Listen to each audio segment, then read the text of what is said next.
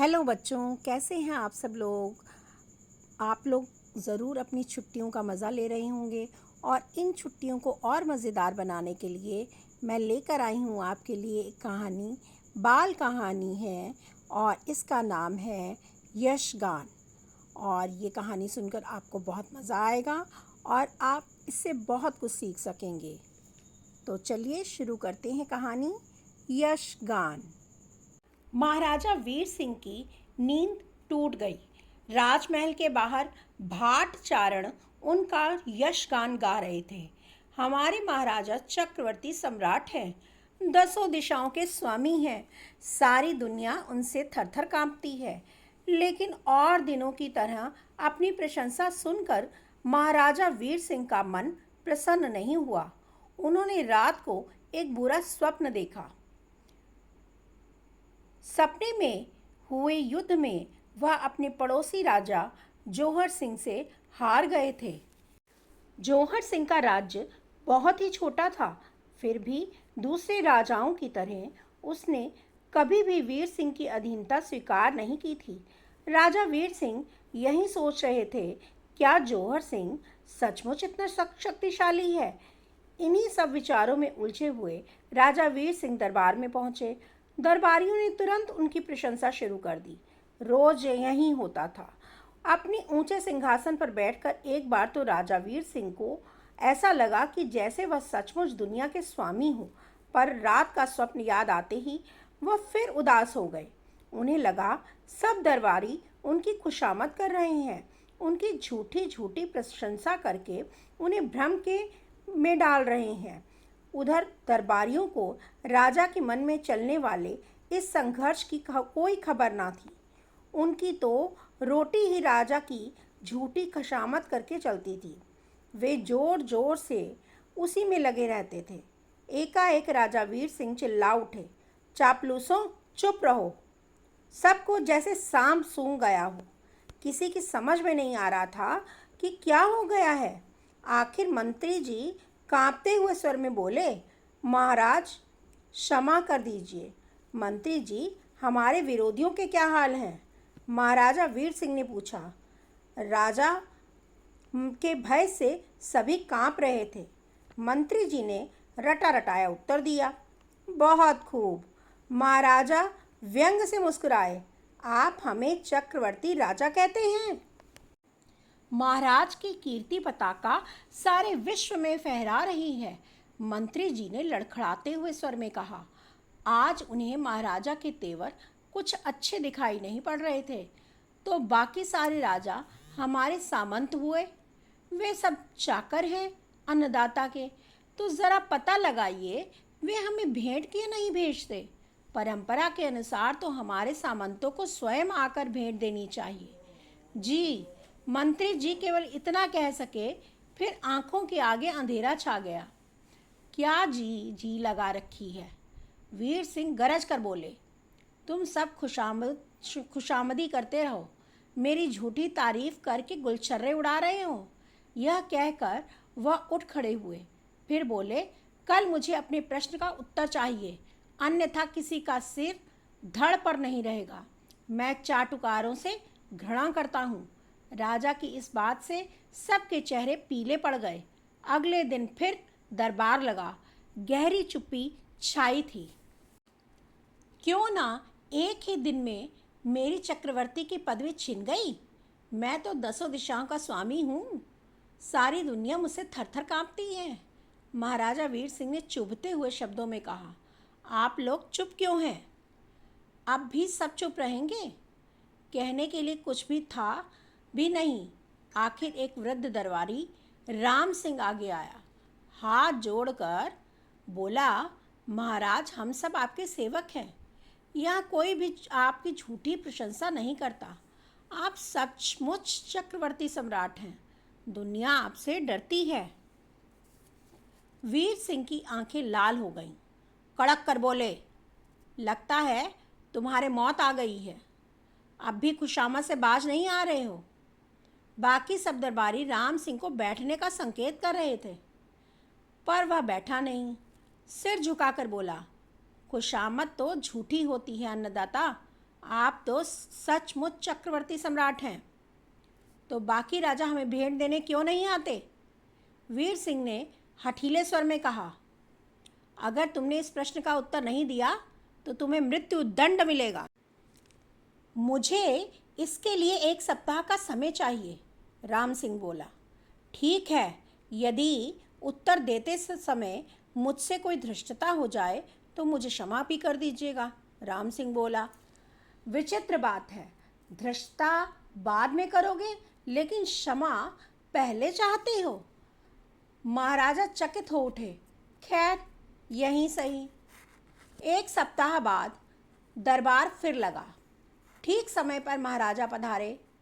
दरबार में शमशान की तरह चुप्पी छाई हुई थी। महाराजा वीर सिंह बोले, कहो राम सिंह। लेकिन राम सिंह ने जैसे महाराजा की बात सुनी ही नहीं हो। वह अपनी पगड़ी से फर्श बुहार रहा था। सब ने समझा राम सिंह पागल हो गया है। तुमने सुना नहीं? मंत्री ने राम सिंह को झिंझोड़ा और कहा, यह क्या कर रहे हो? यहाँ धूल पड़ी थी, उसी को साफ कर रहा हूँ, राम सिंह ने कहा। इतने आलसी हो गए हैं सब, यहाँ भी ठीक से सफाई नहीं होती। महाराज वीर सिंह क्रोध से बोले, सफाई कर्मचारियों को 100-100 कोड़े लगाए जाएं। न्यायपालक चक्रवर्ती महाराज वीर सिंह की जय। राम सिंह चिल्ला उठा। महाराजा कुछ कहने जा रहे थे, तभी द्वारपाल ने सूचना दी, हमीरगढ़ का दूत महाराज के दर्शन करना चाहता है।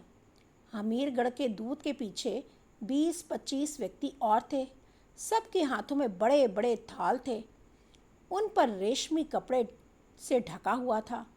थाल राजा वीर सिंह के सामने रख दिए गए।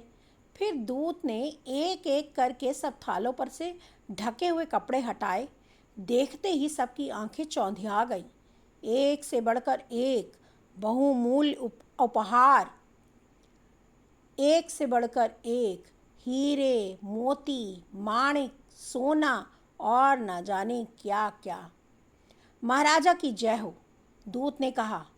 हमीर राजा ने क्षमा मांगी है, वह अधिक कुछ नहीं भेज सके। जल्दी ही उपयुक्त भेंट लेकर स्वयं आपकी सेवा में उपस्थित होंगे।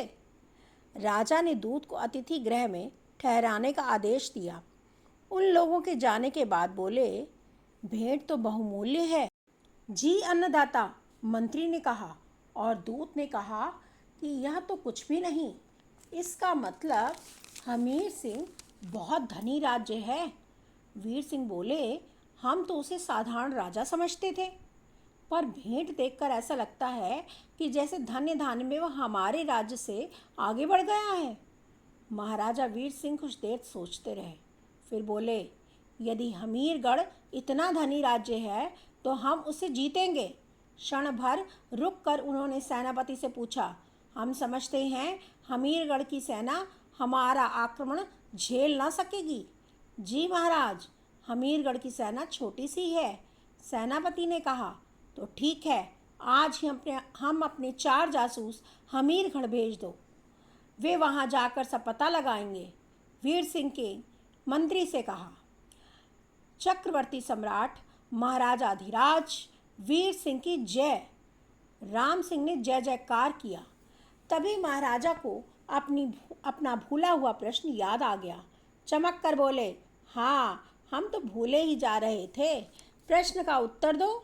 या मैं उत्तर दे चुका हूँ महाराज, राम सिंह ने कहा।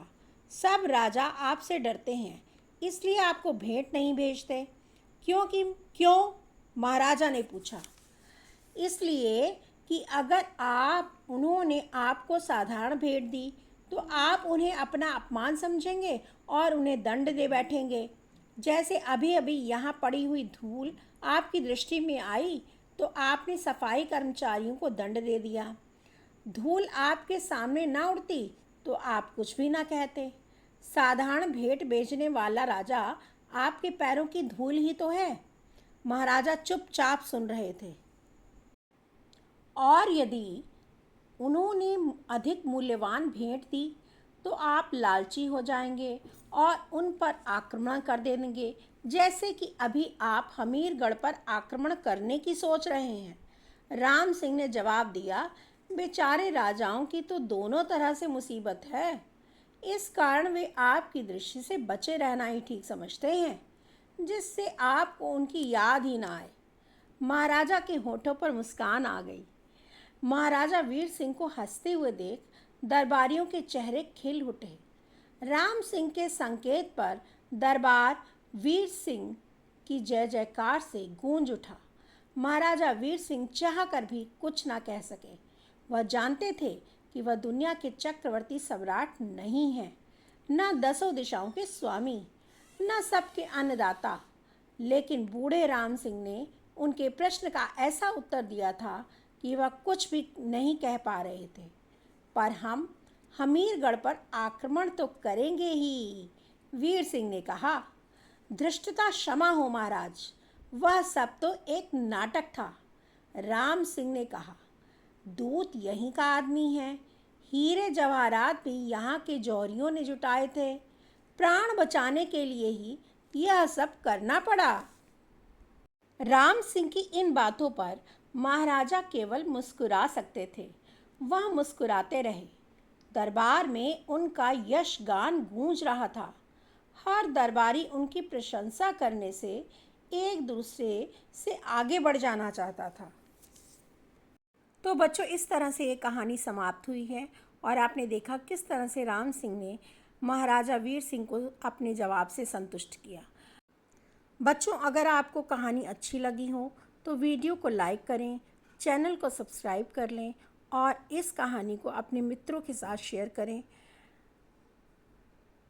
आप कमेंट बॉक्स में कमेंट करके भी मुझे बता सकते हैं कि आप आगे कौन कौन सी कहानियाँ सुनना चाहते हैं। मैं आपके लिए और भी मनोरंजक और अच्छी कहानियाँ लेकर आऊँगी। इसी के साथ मैं आपसे विदा लेती हूँ। अगले वीडियो में मैं आपसे फिर मिलूँगी। तब तक के लिए धन्यवाद।